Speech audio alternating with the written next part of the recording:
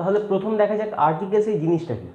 আমরা আর্টিকেলস বলতে যেটাকে চিনি, যেটা কমনলি আমরা চিনি, এই যে এ, এন আর দি, এই তিনটেকে আমরা আর্টিকেলস নামে চিনি। কিন্তু এরা আসলে কি? আর্টিকেলস হচ্ছে আর কিছুই না, এরা হচ্ছে one kind of adjectives. Articles হচ্ছে অ্যাডজেক্টিভস। তো এই স্পেশাল যে তিনটে অ্যাডজেক্টিভ এ, এন আর দি, এই তিনটেকে আমরা বলছি আর্টিকেলস। ঠিক আছে, তো এর প্রকারভেদ যদি জানতে হয় তাহলে হচ্ছে আর্টিকেলস দু ধরনের আর্টিকেলস হয়। একটা হচ্ছে ইনডেফিনাইট আর একটা হচ্ছে definite.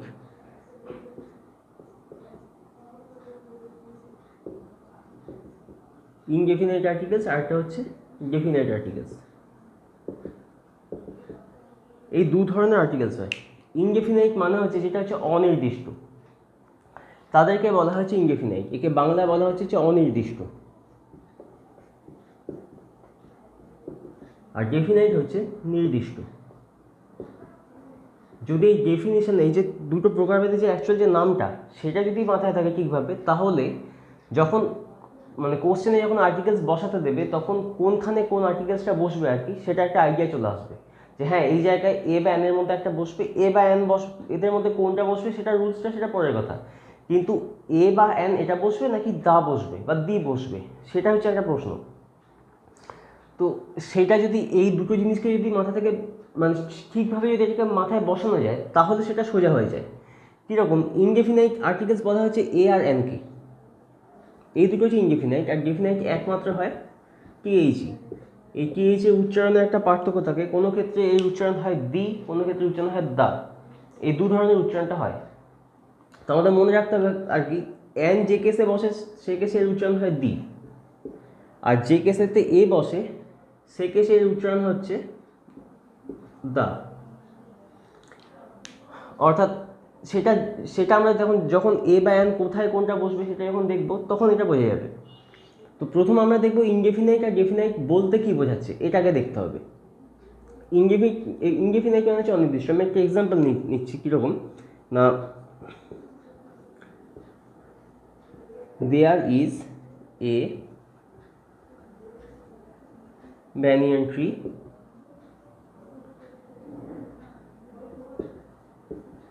in the middle of the field। একটা সেন্টেন্স দিলাম, there is a banyan tree in the middle of the field। এখানে দুটো আর্টিকেল, একটা এ আছে একটা দা আছে। এখন এখানে কি বলা হচ্ছে, there is a banyan tree। banyan tree মানে হচ্ছে বট গাছ। সেন্টেন্সটা মানে হচ্ছে যে মাঠটার মাঝখানে একটা বট গাছ আছে। এবার এই যে banyan tree, এই জিনিসটা হচ্ছে অনির্দিষ্ট। অনির্দিষ্ট মানে কি, বট গাছ কিন্তু একমাত্র হয় না, বট গাছ অনেক আছে, সারা পৃথিবীতে প্রচুর বট গাছ আছে, কিন্তু তাদের মধ্যে কোনো একটাই মাঠের মাঝখানে রয়েছে, সেটাকে বোঝানো হচ্ছে।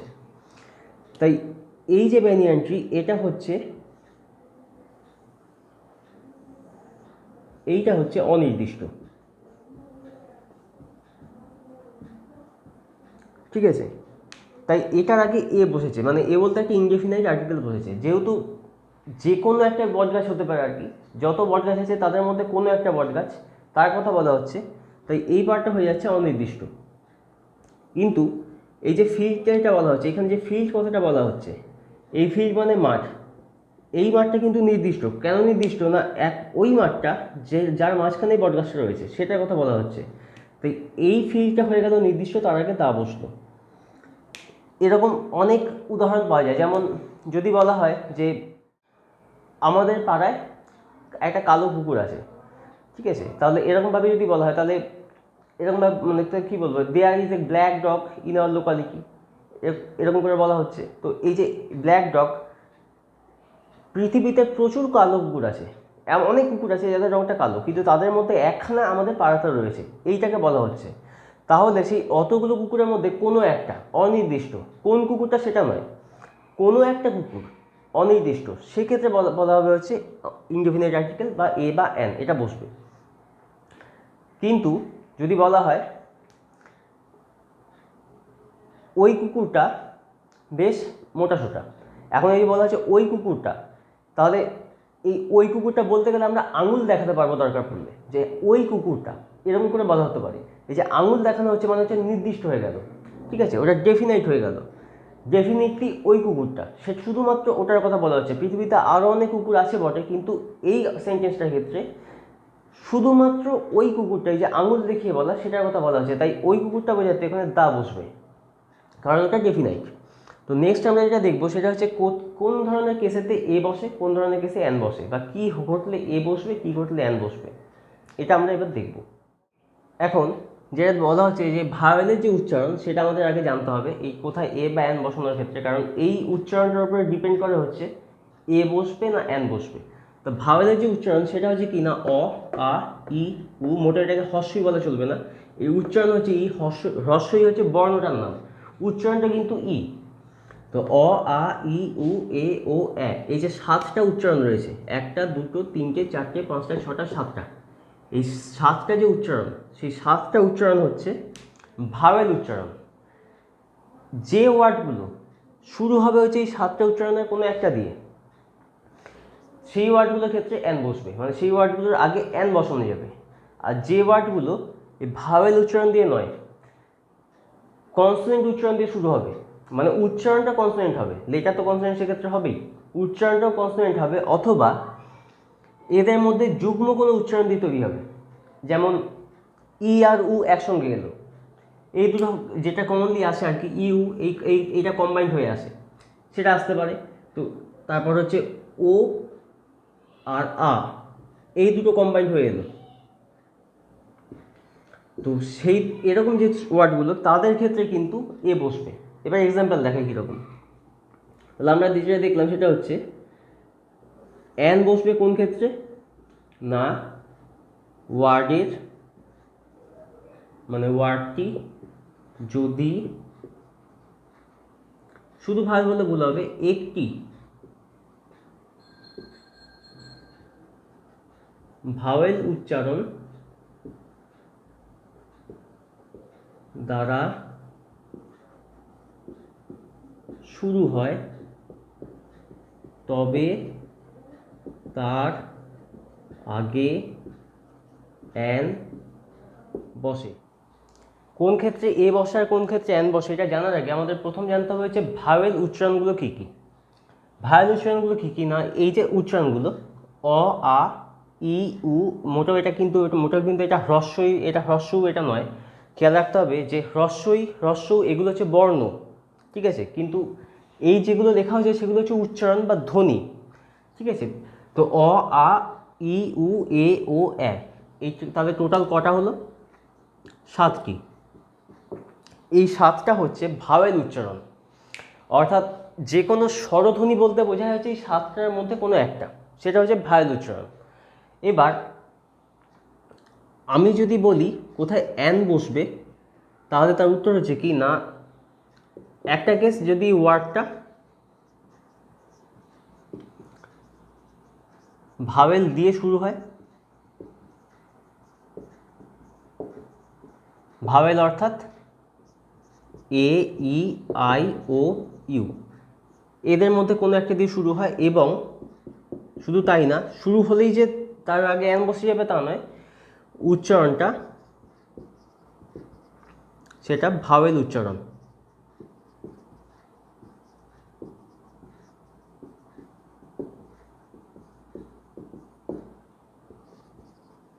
মানে এমন ওয়ার্ড, যে ওয়ার্ডগুলো আর কি, যেগুলো যারা নিজেরা ভাওয়েল দিয়ে শুরু হচ্ছে আর কি, অথবা সেই তাদের যে ওয়ার্ড যেটা দিয়ে শুরু হচ্ছে তার উচ্চারণটা ভাওয়েলের উচ্চারণ দিয়ে শুরু হচ্ছে, ঠিক আছে।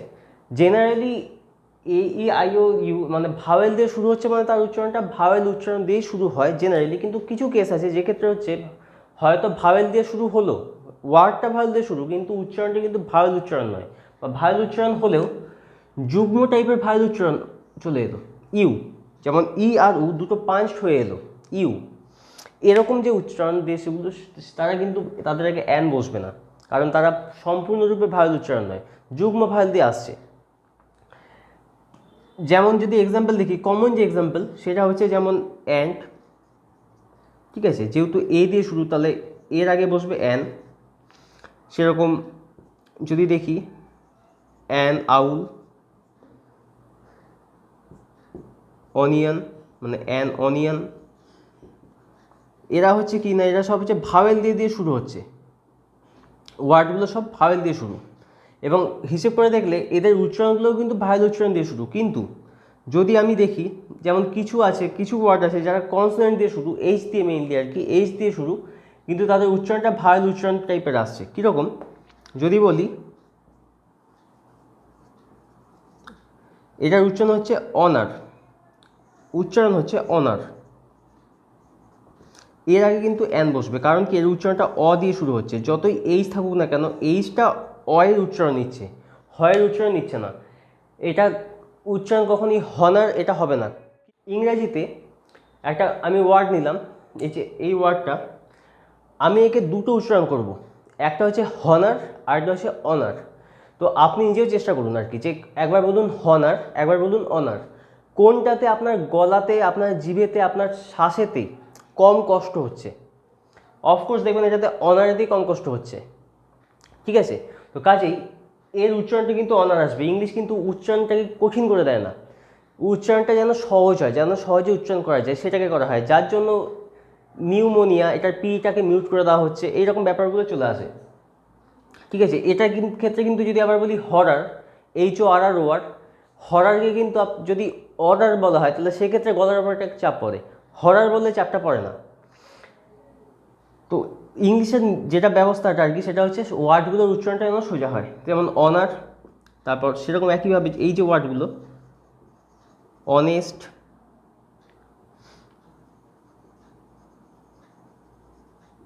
অনারেবল, এই ধরনের যে ওয়ার্ডগুলো, এদের উচ্চারণ, এরা এইচ দিয়ে শুরু হলেও এদের উচ্চারণটা মেনলি কী দিয়ে আসছে, ভাওয়েল উচ্চারণ, ঠিক আছে? Honour, honest, honourable, hour, HOUR, hour মানে 1 ঘন্টা 2 ঘন্টা যেটাকে বোঝানো হয় আর কি, সেটা টাইম।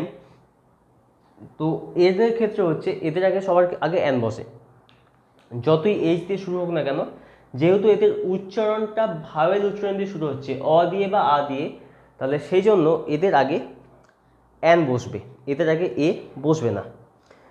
কিন্তু যদি এমন হয় যে ঠিক এটার অন্যটা, যেমন সেগুলো ভাওয়েল দিয়ে শুরু হলো না, বা ভাওয়েল দিয়ে শুরু হলেও তারা এই ভাওয়েল উচ্চারণ হলো না, যুগ্ম ভাওয়েল উচ্চারণ হলো, সেক্ষেত্রে তাদের আগে আর অ্যান বসবে না, তাদের আগে এ বসবে। তো এটা হচ্ছে অ্যানের রুলস। এ যে রুলসটা সেটা হচ্ছে কি না, ওয়ার্ডটা যদি ভাওয়েল দিয়ে শুরু না হয়, অর্থাৎ AEIOU এটা দিয়ে যদি শুরু না হয়, বা উচ্চারণ যদি ভাওয়েল উচ্চারণ দিয়ে না শুরু হয়, অর্থাৎ এ বসানোর নিয়ম হচ্ছে ওয়ার্ড যদি ভাওয়েল দিয়ে শুরু না হয়, এটাও ক্ষেত্রে হতে পারে, বা ভাওয়েল উচ্চারণ দিয়ে শুরু না হয়, তাহলে তাদের সঙ্গে, তাদের ক্ষেত্রে তাদের আগেতে এ বসবে। এবার এটার এক্সাম্পল কীরকম, যেটা কমন এক্সাম্পল এটার ক্ষেত্রে যে এক্সাম্পল, সেটা হচ্ছে যেমন এ বুক, এ পেন, এরকম যে ওয়ার্ডগুলো, এরা হচ্ছে সবাই কনসোনেন্ট দিয়ে শুরু, যেমন বি কনসোনেন্ট, পি কনসোনেন্ট, তাই এদের আগে সবসময় এ বসছে। এবার যদি উচ্চারণ ভাওয়েল উচ্চারণ দিয়ে শুরু না হয়, অর্থাৎ কিছু ওয়ার্ড আছে যারা ভাওয়েল দিয়ে শুরু, কিন্তু এই যে যেমন বললাম যুগ্ম উচ্চারণ, তো এরকম ক্ষেত্রে হচ্ছে তাদের আগে কিন্তু এ বসে। যেমন হচ্ছে ইউনিভার্সিটি, ইউনিভার্সিটির এই যে উচ্চারণ, এর উচ্চারণ কিন্তু ইউ,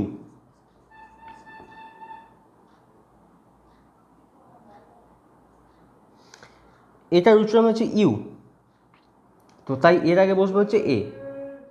কিছু বিশেষ ওয়ার্ড আছে যারা ভাওয়েল দিয়ে শুরু, মানে যাদের ওয়ার্ডটা ভাওয়েল দিয়ে শুরু কিন্তু উচ্চারণটা পুরোপুরি ভাওয়েল নয়, যেমন হচ্ছে ইউনিভার্সিটি। ইউনিভার্সিটি এই যে ইউটা, এর উচ্চারণ হচ্ছে ইউ, হিসেব করে দেখলে কি হয়, এই দুটো পাঞ্চ হয়ে এসছে না, এর আগে তাই অ্যান বসে না, এর আগে বসে হচ্ছে এ। সেরকম কিছু এরকম স্পেশাল যে ওয়ার্ডগুলো, সেগুলো হচ্ছে যেমন ইউনিভার্সিটি ছাড়া ইউনিক, ইউনিট, ইউনিয়ন, এছাড়া আরেকটা হচ্ছে ওয়ান। ওয়ান বলতে ওয়ানের যে উচ্চারণটা সেটা হচ্ছে ও আর আ, এই দুটো উচ্চারণ পাঞ্চ হয়ে আসে, তাই এর আগে ওয়ানের আগে এ বসে, যেমন A1 rupee note, A1 rupee coin, A1 dare, এই ধরনের। তো এটা ছিল হচ্ছে এ এবং অ্যান মানে ইনডেফিনিট আর্টিকেলসের কোথায় বসবে আর কি, কীভাবে বসবে তার নিয়ম। আর ডেফিনিট আর্টিকেল যেটা সেটা হচ্ছে দা, সে তার বসানোর নিয়মটা কি না, আমরা দেখলাম যে যে জায়গায় নির্দিষ্ট সেই জায়গায় দা বসে। তো এই ধরনের কিছু এক্সাম্পল সেগুলো আমি স্ক্রিনে দিলাম।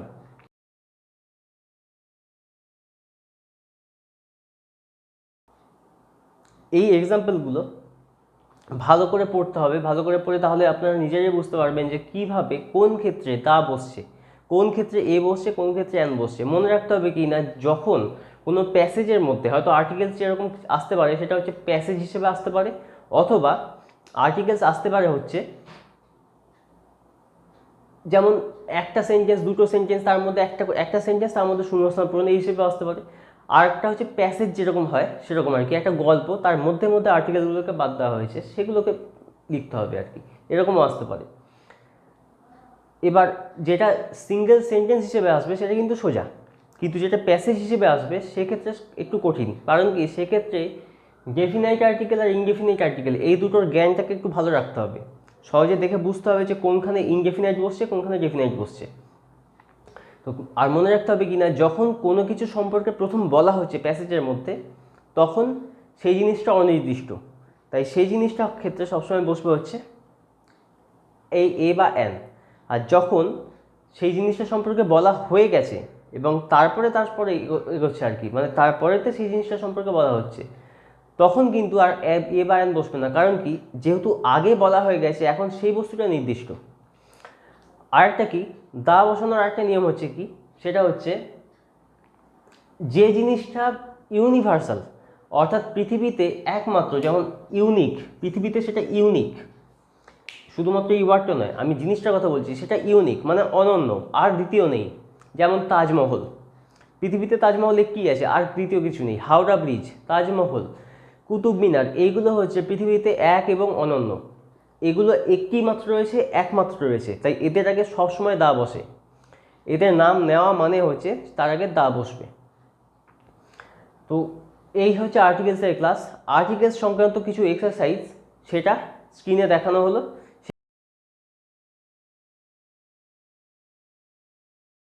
এই এক্সারসাইজ বাড়িতে চেষ্টা করতে হবে, বাড়িতে করে আমাদেরকে জানাতে হবে। তো আজকে যে ক্লাসটা সেটা আমি এখানে শেষ করলাম।